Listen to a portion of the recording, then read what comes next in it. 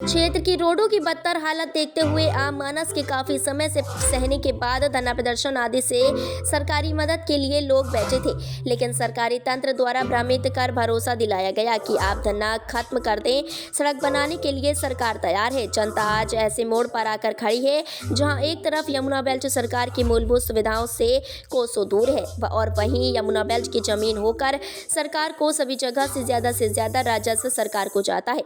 Yamuna belt के युवक आज प्रदेश मेहनत मजदूरी कर रहे हैं।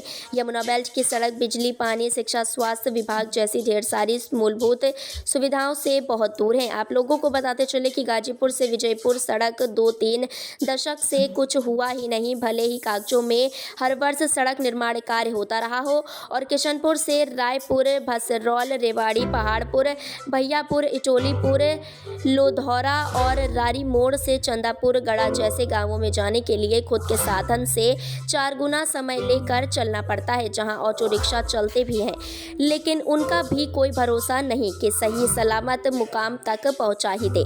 इन सभी जनमानस की समस्याओं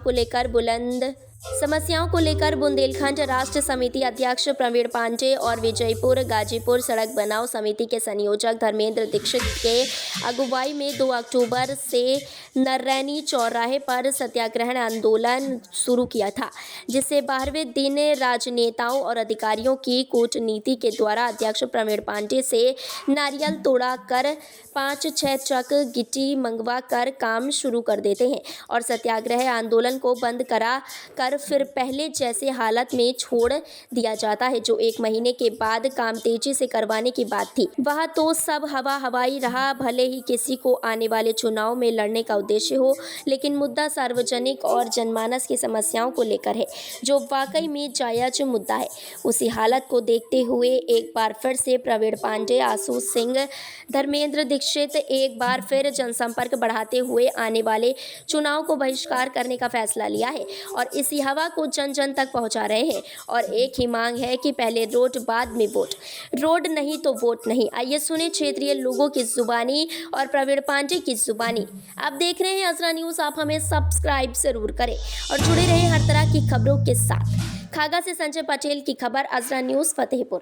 40 वर्षों से है। हम लोगों के हिसाब से जब से हम लोग देख रहे हैं तब से ये रोड ऐसी जर्जर है। हाँ। आप लोग जो है यहाँ से विद्यालय आने जाने में हम लोगों को बहुत समस्याएं होती हैं जी।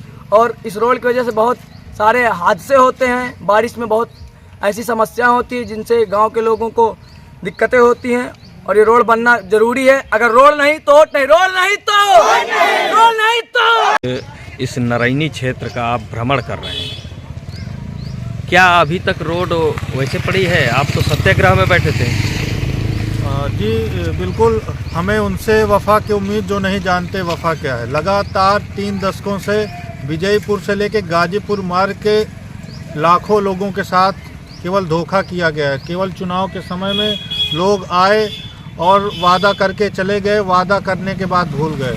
और जब हम लोग इस सड़क के निर्माण के लिए अनशन पर बैठे, अधिकारियों ने भी हमारे साथ धोखा किया।